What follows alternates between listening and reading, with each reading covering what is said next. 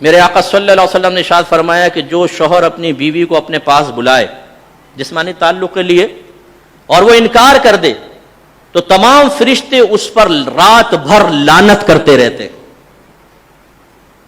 یہ چھوٹی چھوٹی باتیں ہوتی ہیں، گھر میں لڑائی جھگڑا ہو گیا، شوہر سے تو تڑاک کر رہی ہیں، بے برکتی، کہنا نہیں مان رہی، بے برکتی، گناہ کر رہی ہیں. شوہر باہر نکل گیا، انہوں نے سنبھال لی فیس بک اور یوٹیوب، اس میں الٹے سیدھے چیزیں دیکھنا، یہ کرنا وہ کرنا. اس سے گھر میں برکت پیدا ہوگی، بے برکتی پیدا ہوگی. پھر جب بے برکتی اپنا اثر دکھاتی ہے تو پھر وہ ہم جیسے یا جیسے علماء تشریف فرمائے سب کے ساتھ ایسا ہوتا کہ فون آیا، مفتی صاحب ذرا چیک کیجئے گا پتہ نہیں کس کمبخت نے جادو کروا دیا گھر پہ. اچھا آپ نماز پڑھتے ہیں؟ نہیں. روزہ رکھتے ہیں؟ نہیں. قرآن پاک کی تلاوت؟ نہیں. علم دین سیکھا ہے؟ نہیں. آپس میں گالی گلوچ تو چلتی ہوگی؟ جی ہاں تھپڑ بھی مارتی ہوں میں تو. اچھا بچوں کی تربیت کی ہوگی؟ نہیں. شوہر سے بدتمیزی ہو، سینے پہ چڑھ چڑھ کے گفتگو، لیکن جادو کروا دیا کسی نے. بھائی کسی نے جادو نہیں کروایا، سب سے بڑے جادوگر آپ خود ہیں. گھر میں نحوست آپ نے پھیلائی ہوئی ہے. جب آپ علم نہیں سیکھتے ہیں، شریعت پہ نہیں چلتے ہیں، اپنے آپ کو عاشق رسول کہتے ہیں، لیکن جب نبی کریم کوئی حکم بیان فرمائے تو ہمارے چہروں کے زاویے بگڑ جاتے ہیں، ہمارا موڈ آف ہو جاتا ہے، ہم سرکار کے حکم کو چاہتے ہیں اپنے پشت کے پیچھے پھینک دیں، تو گھر میں برکت کیسے پیدا ہوگی؟ کسی نے جادو ٹونا نہیں کروایا، کسی کے پاس اتنا ٹائم نہیں ہے. میرے استاد محترم مفتی اشفاق رضوی صاحب رحمۃ اللہ علیہ ایک دفعہ ہم یو کے میں سفر کر رہے تھے. مفتی صاحب کہنے لگے، مجھے بھی مفتی صاحب کہتے تھے حضرت صاحب عارضی میں، کہنے لگے مفتی صاحب لوگ کہتے ہیں کہ جی فلاں نے جادو کروا دیا. یہ جادو اتنا آسان نہیں ہوتا کہ کوئی کسی کے اوپر کرا دے، نہیں ہوتا جادو. اس کے لیے بڑی ریکوائرمنٹس ہوتی ہیں، بڑے مسائل ہوتے ہیں. تو اس کا مطلب ہوا کہ ہمارے ہاں خود جادوگر ہم لوگ ہیں. ایک باپ کو چاہیے کہ اپنی اولاد کو سمجھائے کہ بیٹا تم بالغ ہونے والے ہو، غسل کن کن چیزوں سے فرض ہوتا ہے، اور غسل کا طریقہ یہ ہے.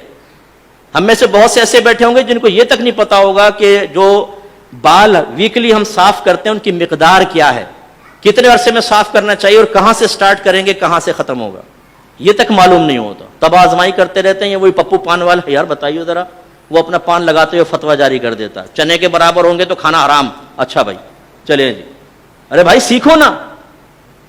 بچہ ساتھ بیٹھ کر برہنہ ڈانس دیکھ رہا ہے، وہ شرم کی بات نہیں ہے. گالی گلوچ کر رہا ہے، شرم کی بات نہیں ہے. لیکن ابا شرما رہے ہیں کہ میں غسل کے مسائل بیٹے کو بتاؤں، منہ زیر ناف کے بارے میں بتاؤں، اس میں شرم آ رہی ہے بہت زیادہ. ابا بیٹا جو چاہے کر رہا ہے، دوستوں سے مشورے کر کر کے، انگلش موویز دیکھ دیکھ کر جسمانی تعلقات کے بارے میں کہ کیا لیمیٹیشنز ہیں وہ پتہ ہی نہیں ہوتی نوجوانوں کو. سیکھتے تو ہیں نہیں، کیا کیا گناہ ہو رہے ہیں گھروں کے اندر میاں بیوی کے تعلقات کے بارے میں. وہ پھر ہم سے پوچھئے کہ کیسے کیسے معاملات ہوتے ہیں. اس میں شرم آتی ہے.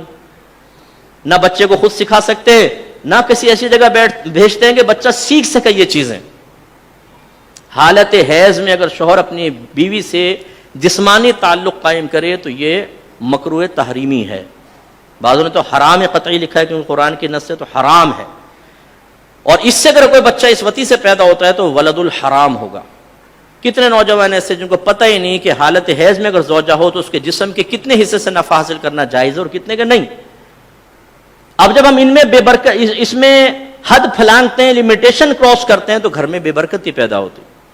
آپ میں بہت سارے ایسے ہیں جو دکانیں چلاتے ہوں گے، کاروبار کرتے ہوں گے، لیکن کیا آپ نے دکان کھولنے سے پہلے اور کاروبار کرنے سے پہلے کسی عالم دین سے مشورہ کیا ہے کہ مجھے کون سی ٹرمز کن کنڈیشنز کے ساتھ کاروبار کرنا ہے، اور کون سے میں کام کر دوں گا تو بیع فاسد ہو جائے گی، میں بھی گناہگار، گاہک گناہگار، اس بیع کو ختم کرنا واجب ہوگا.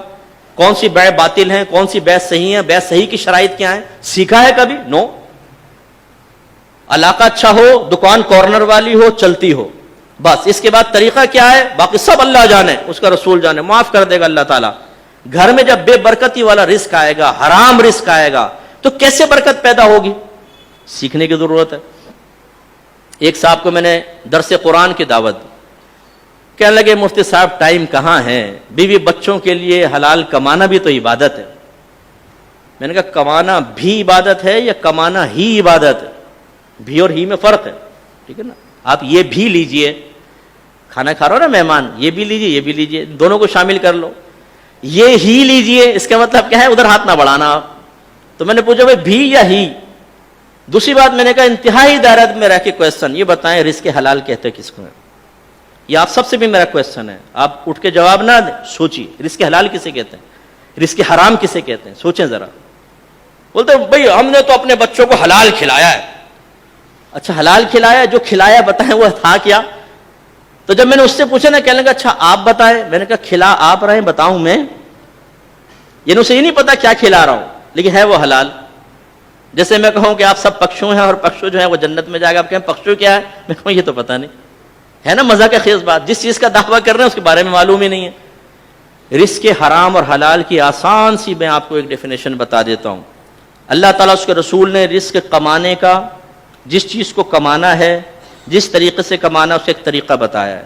اس کی کچھ شرائط ہیں, کچھ اس کے لاز ہیں, قوانین ہیں, کچھ حدود اور قیود ہیں, لمیٹیشنز ہیں. جو اس علم کے ساتھ ان حدود, قیودات, شروط کا لحاظ رکھ کر رزق کمائے حلال, اور جو قوانین کو توڑ کر, حدود کو پھلانگ کر کمائے, وہ رزق حرام یا مکروہ ہو جاتا ہے. اس کا مطلب یہ ہوا کہ رزق حلال یا حرام اس کا تعین کب ہوگا؟ جب پہلے آپ کے پاس علم ہو, آپ کو لمیٹیشنز پتا ہوں, آپ کو قوانین پتا ہوں, آپ کو شرعی شرائط پتا ہوں, اور آپ ان کا پھر باقاعدہ لحاظ بھی کر رہے ہوں, پھر رزق حلال بنے گا. اب جس کو پتہ ہی نہیں کہ لمیٹیشنز کیا ہیں, اور وہ یہ دعویٰ کرے کہ میں رزق حلال کما رہا ہوں, بھائی بڑی عجیب و غریب بات. آپ اگر جاب کرتے ہیں کسی آفس میں, کسی فیکٹری میں, یا آپ ٹیچر ہیں, صبح 8 سے شام 5 فرض کر لیں آپ کی ڈیوٹی ہے, تو آپ اجیر خاص کہلائیں گے. اجیر کہتے ہیں امپلائی کو, خاص امپلائی کے آپ ایک ادارے کے ساتھ وابستہ ہیں. آپ اپنی پوری تنخواہ کے 2 چیزوں کے بعد مستحق ہوں گے اجیر خاص. نمبر 1, آپ ڈیوٹی پر اس ٹائم میں اپنے آپ کو حاضر رکھیں, چاہے کام ہو یا نہ ہو. نمبر 2, دیانتداری سے اپنا کام پورا کریں. پھر کام کے 3 درجے ہوتے ہیں, اعلیٰ درجہ, اوسط درجہ, ادنا درجہ. اگر پہلے سے کوئی طے نہیں ہوا آپ کی فیکٹری آفس میں, کم از کم اوسط درجے کا کام, پھر آپ پوری اجرت کے مستحق ہوں گے. لیکن ہمارے یہاں کیا ہو رہا ہے, ہو سکتا ہے کہ گورنمنٹ جاب والا بیٹھا ہو تو بولے گا کاش میں نہ بیٹھتا, آج مفتی صاحب کے سامنے خواہ مخواہ ڈسٹرب کر کے چلے گئے. ڈیوٹی شروع ہوتی ہے 9 بجے, پہنچتے ہیں 11 بجے. پھر اپنے پارٹنر کو کہتے ہیں یار ادھر لگا دیو نا, کہتے ہیں ہاں وہ 9 ہی لکھے گا نا. پھر شام کو یار آج وہ پاکستان کا میچ چل رہا ہے, ذرا جلدی نکلنا ہے. وہ کہتا ہے بے فکر رہے, تو نے میرے ساتھ تعاون کیا, بھائی تیرے ساتھ تعاون کرے گا. 1 گھنٹے پہلے نکل گئے, لکھتے پوری تنخواہ لے لی. یہ جو 3 گھنٹے آپ نے کام نہیں کیا اور تنخواہ لی اور وہاں حاضر نہیں تھے, بھاگ گئے, یہ حرام ہے آپ کے لیے. یہ اگر اپنے بچوں کو کھلائیں گے, آپ حرام کھلا رہے ہیں ان کے منہ کے اندر. تو ناراض مت ہوں. وہ باپ جو یہ کہتا ہے کہ میں بچوں کو حلال کھلا رہا ہوں, پہلے وہ حلال کی تمیز تو پیدا کرے, وہ اس کا علم حاصل کرے, جو کوئی مشکل نہیں ہے. اس کے بعد بالکل سکون سے طیب اور حلال کمائے اور اپنے بچوں کے پیٹ میں اتارے. وہ رگوں میں جائے گا, وہ آنتوں میں پہنچے گا, برکت پیدا ہوگی, بچے فرما بردار بنیں گے, نیک بنیں گے.